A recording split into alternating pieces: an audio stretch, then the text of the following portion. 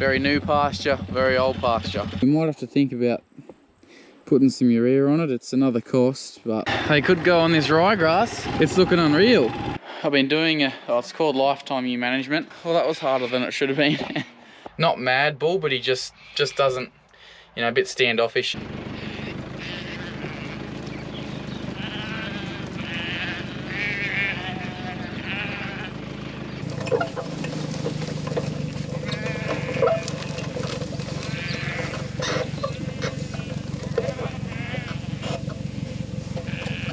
Good morning everyone, what's going on today? I've just come down here, I've just brought some barley down to these lambs just to help this peloton go a bit longer. It's going along pretty well. They've been on here for, I think it's getting close to 3 weeks now, and yeah, they're doing a good job of eating it. But so you can see this is probably an original leaf that was here when I put them on here, and now you can see it's coming back, shooting from all underneath and really taking off again, which is good. It probably is looking for a bit of rain. We haven't had any lately, but there's still a little bit of moisture there, but not too much. We could definitely do with some.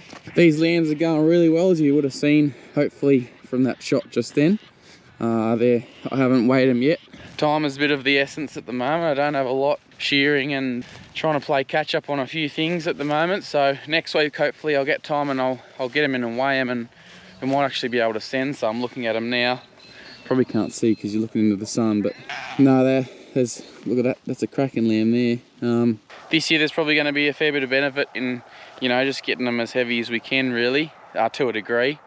So we'll get them in and give them a weigh up and see what they're doing. And you know, obviously we don't want to bugger this peloton either, because once these lambs go, well, it'll come back and we'll get another graze off it, definitely. So we don't want to bugger it, and that's what I mean, get them as heavy as we can to a degree.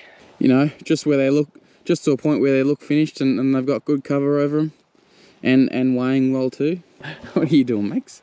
We've got to today I'm going to get all the stud ewes in and give them they're about, I think they're a bit under 6 weeks now off lambing, so they'll get a drench and a 6-in-1 and a mould him in too. The AI ewes. They're due to start lambing end of next week, around the 10th of May, but it was about 5 days earlier last year, so sort of expecting around that sort of 5th of May, which I think, yeah, is the end of next week. Come on, girls. Come on, you three rogues. These three decided they wanted to be in the next paddock, so just getting them out.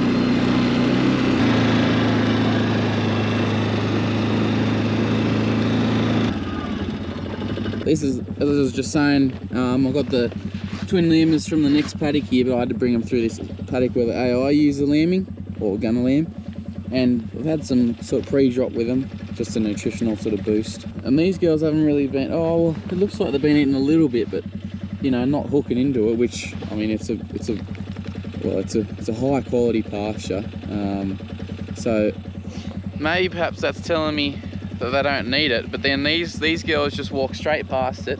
They haven't been on any of this yet. They will be, but they're still sort of 6 weeks away, so I'll start giving a little bit now.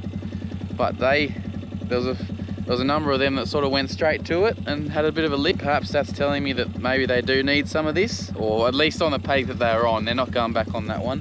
They're going on a clean, fresh paddock. So I know that paddock wasn't high quality. So perhaps they're telling me something, that they need a bit of a nutritional boost. Maybe they were just smelling it. I don't know, but they'll get some anyway. But just interesting, because these girls haven't touched it, and they sort of went straight for it. So 2 different paddocks. Very new pasture, very old pasture.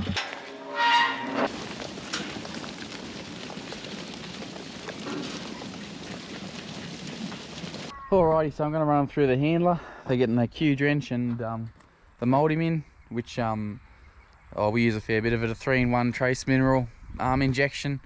The idea giving it to them, you know, now 5 to 6 weeks before lambing is it'll pass it on to the lamb, and the lamb will get a benefit out of it too. So that's why we're giving it to these ewes now. Hey, Max. Hey, come on, girls. You walked into this room, you hardly knew anyone. Sea full of strangers crashing on the run. When the band strikes by the end of the night, strangers no more. I wanna dance with everybody. Rightio, so you've seen this plenty of times before. So let's just get into it, eh? Whether to meet somebody, cheat somebody, get low or get high. So come on, all you people with 2 feet on this floor. I wanna dance with everybody who came through that door. Oh, let it all go. Oh, shake up your soul. Throw your hands in the air. Throw your hat in the rain. Throw your hips and your heart into everything. Get lost in the crowd. Get down on the floor. Let's dance with everybody who came through that door.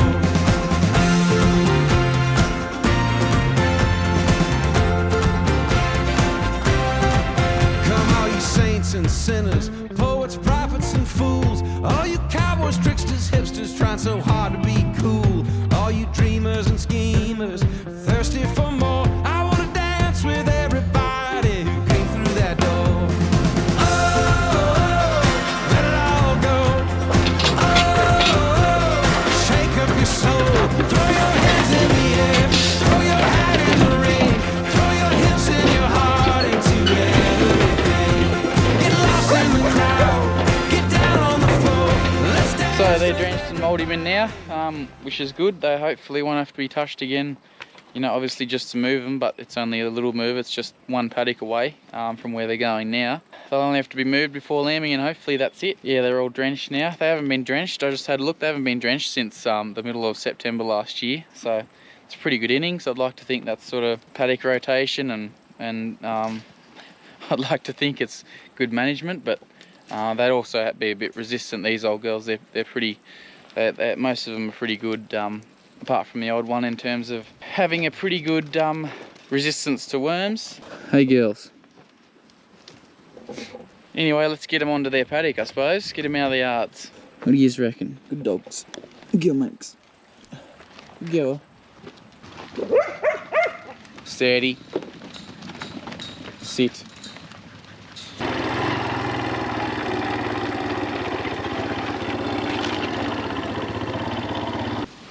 Go way back, Lenny.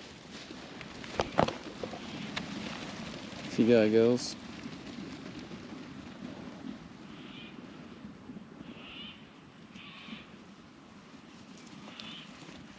Right, so they're into their new paddock now. It looks pretty good actually. There's a fair bit of feed underneath there. Probably might not look like it from the drone shots, but a fair bit of fescue in there, and but yeah, we'll keep monitoring them. I think I will still give them a little bit.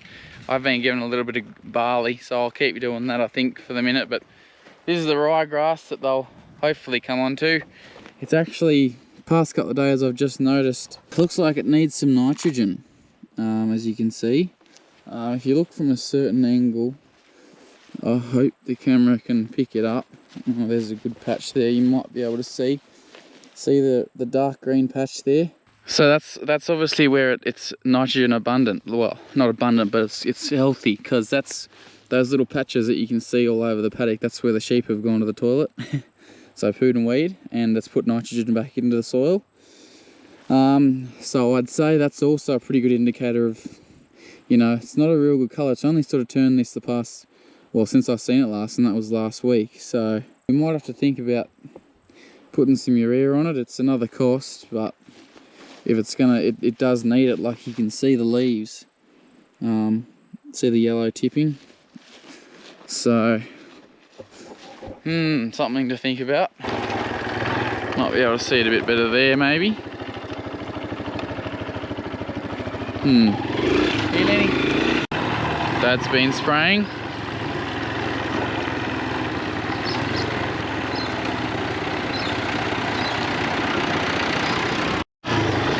So I just come out to have a look at the ram lambs on this canola here, which they're well and truly into. They're looking pretty good.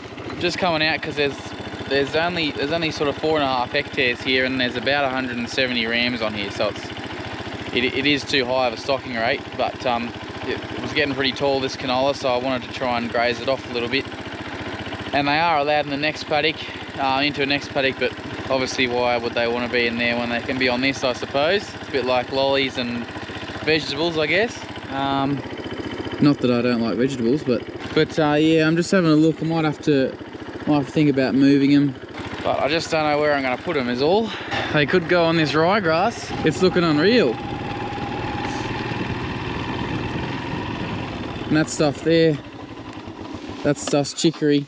So if you remember, this is the paddock that was sown like three times. And yeah, once or twice it was hit with chicory, and I guess for some reason it's persisted and it came through pretty heavily in some spots. So, but yeah, no, this ryegrass is looking really good, isn't it? Bit torn on what to do with it, because we're getting unreal weather today. It's what is it? It's the 25th of April. It's Anzac Day today. Usually we've sort of had a frost probably, or getting very close to, and we've had a few cold nights, but we haven't had a frost yet. Or at least not right where we are. We haven't had a frost at home here. So it's not far away, but because yeah, once we do get that first frost, grass growth rate just declines. Doesn't stop, but it's just very slow. Slows down a hell of a lot. If you're ever looking into a paddock from a distance and you can see that shine on it, that generally means it's ryegrass, because ryegrass has got a sort of a really waxy coating on its leaf, and that's what's making it shine in the sun. You know, your oats and wheat and stuff doesn't shine like that. So that's one sort of telling feature from a distance, whether it's if you're trying to see what something is. So I've drenched and needled the twin ewes, and you're probably wondering why I'm not doing the single lambers today. That's just because I've been doing it's called Lifetime Ewe Management. It's well, exactly as it sounds, really a ewe management course. Just takes you through how to manage your ewes and your twins and singles and stuff, and they come around to your farm. It's like a group. I think there's only about 8 or 9 of us that we go around to each other's farms. I think it's over 6 sessions for over 12 months. Look at a mob of sheep, sort of about 20 or 30, and we can condition score them, and we take that 20 around for the 12 months and just take them through a lambing, a joining, and weaning and stuff. And they're coming here on Thursday, so I'm going to get some single lambers in, and we'll take them through the course. So I'll do them. So while I have them in on Thursday, I'll just drench them and needle them then, instead of bringing them in today and doing it again then. So that's why I'm not doing them today. But as you can see, there is a fair bit of wool lying around the shed here. So I'm going to give it a bit of a clean up. These are all full bales, they can go out. And yeah, there's a fella that'll come and pick them up. They're mainly all crossbred lambs wool. Well, it is all crossbred lambs wool, I think, and bellies and stuff by the look of it. So I won't get very much for this. But anyway, nonetheless, it's got to go. So yeah, I'll just take it and put it out there.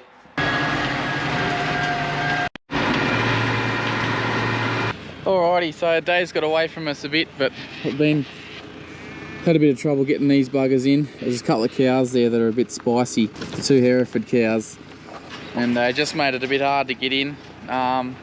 And they're going for that reason, because they're a bit mad and don't really want them hanging around. But we're shearing tomorrow, so I had to get them in today because we're not going to have time to get them in tomorrow. So I just brought them down a bale of ryegrass silage that I'm going to put in with them for tonight, and then they'll get water when they get to the yards tomorrow afternoon. So just to keep their bellies full overnight, because yeah, it's just a bit too long to have them off food, you know, for today and tomorrow, and then when they get to the yards, who knows when they'll be on food again. I'll dump this in there and then we'll cut it open and see what it looks like inside, I suppose.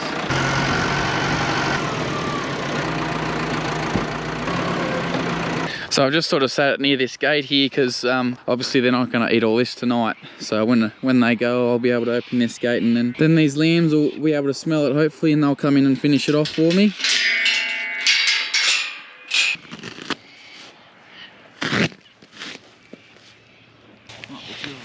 All over, is it?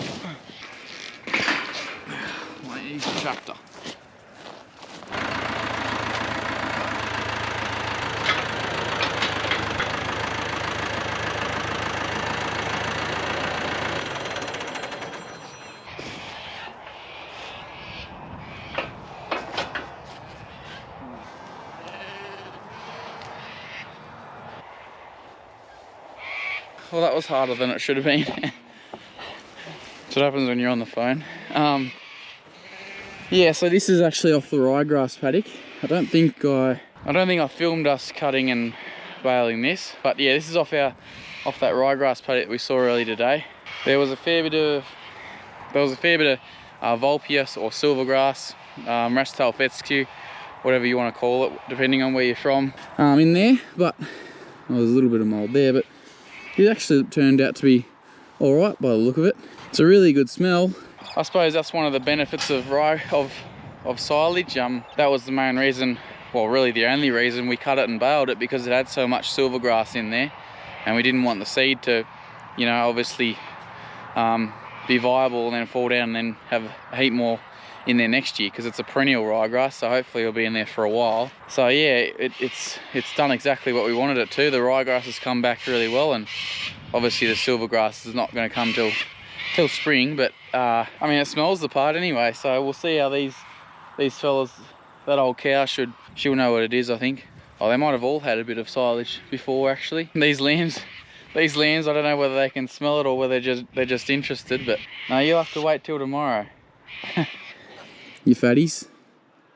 Yeah, no, it's been a cracking day. How about that? Pretty good picture. Look at that, Bathurst burr. No, thank you. You get out of here. They're into it.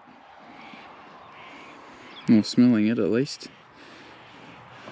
Yeah, so they're nothing brilliant, these steers, but they just got to go. I think I've talked about it before, but we haven't really spent a lot of time on our cattle in the past years, just been busy with sheep and prefer sheep, and yeah, the cattle are used as more of a management tool. To complement our sheep operation as opposed to an actual cattle operation. So yeah, I've said it before, I prefer sheep over cattle. Don't mind cattle. My dairy cow, I like having animals around and quiet cattle, but we sort of made the mistake of buying sort of a bit of a touchy, sort of not mad bull, but he just doesn't, you know, a bit standoffish and a bit skits. So some of that, and that obviously falls through to some of the calves. And there's one steer there and those two cows that are just a bit iffy, and I don't like. I mean, no one likes hanging around, you know, mad cattle. No, we're getting rid of that bull. We're getting rid of that. We were going to send that bull with these fellas, but he's actually turned up a bit lame. I think he must have been fighting with the other bulls, and yeah, unfortunately I went to get him today, and he's just a little bit lame, so I'm not going to send him.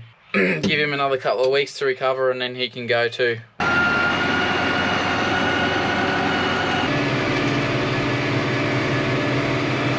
Bit of Anzac Day rugby league. Dragons playing the Roosters. They play each other every year. Sounds like the Roosters are giving the Dragons a bit of a touch up, as was probably expected. Just come out feeding these single ewes because they're running out of feed in this paddock. As you can see, good quality feed anyway.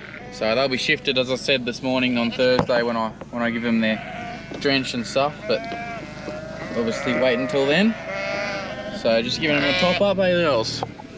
Noisy enough, aren't you? Come on then. Happy sheep, happy farmer.